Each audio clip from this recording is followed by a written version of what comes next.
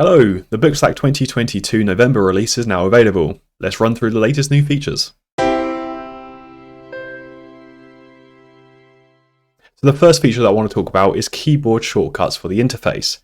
Now we've always had keyboard shortcuts available for the editors, but with this update we're bringing them into the BookStack user interface to enable faster navigation. So these are off by default. We can access them by going to our profile drop-down, then going to shortcuts. In here we can then select keyboard shortcuts enabled, and you can also see all the different shortcut categories available. So a lot of the common navigation options are here, and a lot of common actions are down here. And the exact functionality of these actions will really depend on the context of the view. As an example, the edit shortcut will be available whenever you're looking at a book, page, chapter, or shelf that you have permission to edit. And each of the shortcuts listed here are entirely customizable. So if I wanted to make the home page Ctrl+1, I can just select that and hit Ctrl+1 to now set that as my shortcut. And I'm going to set that back to 1 though, and I'm going to save these shortcuts to enable them within my system. If I now go and have a look at a page, so I can see our familiar page view here. But now if I wanted to know the shortcuts available for this view, what I can do is I can press the question mark key,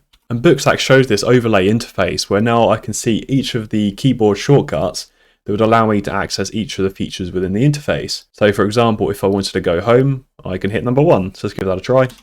And that takes me home. Yeah, and I can do that here, any view. So in this case, I can see 4 takes me to the settings. So I'll press 4, and then I'm at the settings. So overall, hopefully this feature makes it a lot easier for people to navigate without having to go and reach for their mouse. The next thing that I want to talk about is Global Search Live Preview. So it's quite common in modern search systems that you'll get instant feedback as you're typing, and it's almost expected at this stage. So with this release, we're meeting that expectation by allowing live search within the global search bar. So as an example, if we search for server, we see we get a pop-up here with a bunch of predicted results for our search term. And if we were to change this just to serve, you can see as we're changing the query, it's live updating that list. Of course, in keeping with the theme of giving power to keyboard pros, attention has been made to make sure you can use arrow keys or tab keys to navigate through this. So again, you don't have to defer to your mouse, and I can hit enter to go to that item. And if I wanted to access the old interface, I can still do that by either pressing enter while my cursor is still in the search input, or I can hit the search icon, or I can click view all, and all of those options will take me back to the familiar search interface. Next up is the redesigned tabular list views within BookStack. So BookStack uses tabular views in quite a lot of different areas within the interface, especially within the admin areas. And during this release cycle, I've been through each one of these lists and updated the design to a very common format with common controls used throughout. So for example, here is the users list.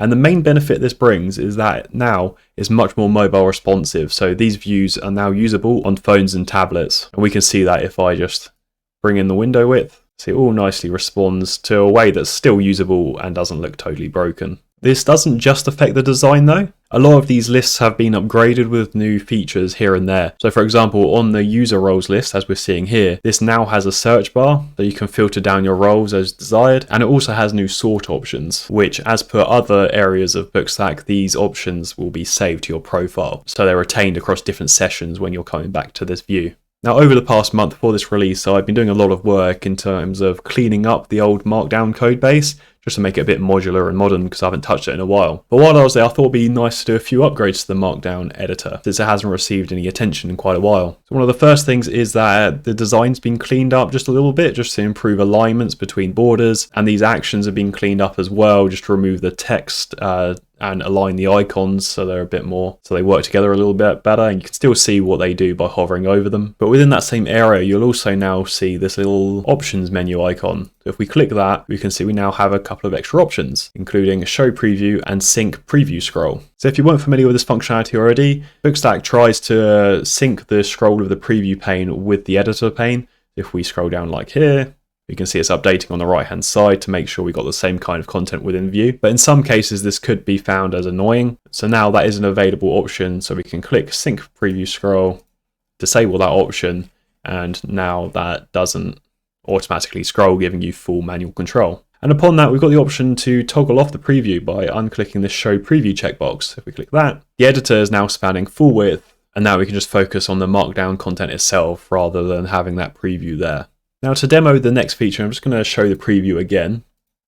Now along the same lines of hiding the preview, you can now resize these two panes by dragging this middle divider. So if I drag it to the left, I can make the preview larger. If I drag it to the right, I can make the editor larger. So now, in addition to hiding the preview completely, you can now adjust how much of the screen it takes up when it is showing. Now, one thing to note with these new options is that their preferences are stored locally to your browser.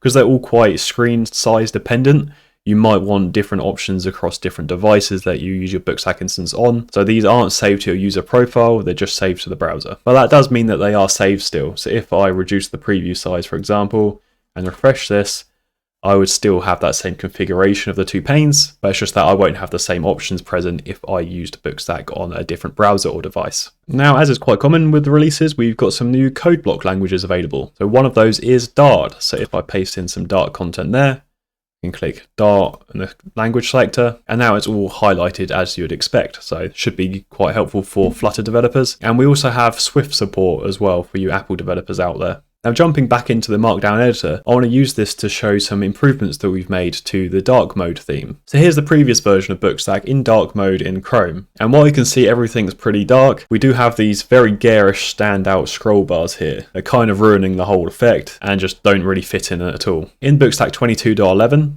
BookStack will now tell the browser about what theme is being used by BookStack so that the browser can then properly set the color scheme for browser-based elements such as scroll bars. You can see here now in the latest version, they're no longer as garishly white, they're nice grey that fits in with the overall theme and don't stand out at all. You may notice this in slight other areas such as input controls. I think the biggest improvement really is to the scroll bars. Next up, I want to talk about some helpers that I've added to the visual theme system. So it's quite common that people had a desire to customize the login or register screens, just to add a little message or add some links or some other content there. And while this could be done via the visual theme system, it could be quite daunting because you'd need to override the whole login form itself, and the exact form may differ depending on what authentication method you use. So with this release, I've added a couple of helper templates that make this a lot easier. So there's one for a login message and there's one for a register message to put on the registration page. And as an example usage of this on my instance, I've created within my custom themes folder an auth part and then login message.blade.php file. If we print out the contents of that, you can see we're just a standard p tag that's defining a call out with a little message there. And if I go to my instance and I'll log out, we can see we've got this nice little call out box providing us a specific bit of information, but you could put any HTML in there to suit your needs really. And it's very similar with a register template. It will show above the form content and below the title. So a relatively minor thing, but could be super useful if you just wanted to quickly put something there. And as usual, we've had a whole bunch of translation updates. So again, a massive thanks to everyone in this list that has provided us translations since the last major release. In terms of the next feature release, I'll probably be jumping back into the permission system just to see if I can wrap up a lot of the major features that I want to build in by the end of the year, so I'm not dragging that out into 2023. And as a tangent, I've been also thinking about how I can better provide customizations to users. Like I provide a lot of snippets either through Discord or on GitHub, just with tweaks about how to customize your BookStack to do kind of unofficial, unsupported actions. So I've been thinking about maybe formalizing that as part of the BookStack website, making those easier to apply to an instance, and therefore like build up a little library of customizations that can be applied quite easily, almost like working towards an add-on system. The one thing that makes me a bit hesitant about that is that people then may expect a certain level of like official support for those customizations, which I'm really not willing to provide, hence why they're customizations. But I think that might just be a process problem of making sure that the users are aware of that as they're applying them to their instance and know the risks that that might bring. But yeah, that covers all the major features for this release. There's no significant breaking changes to be aware of or anything like that for this release, so hopefully it should go absolutely smooth for you. So enjoy updating your BookStack instance and have a wonderful day.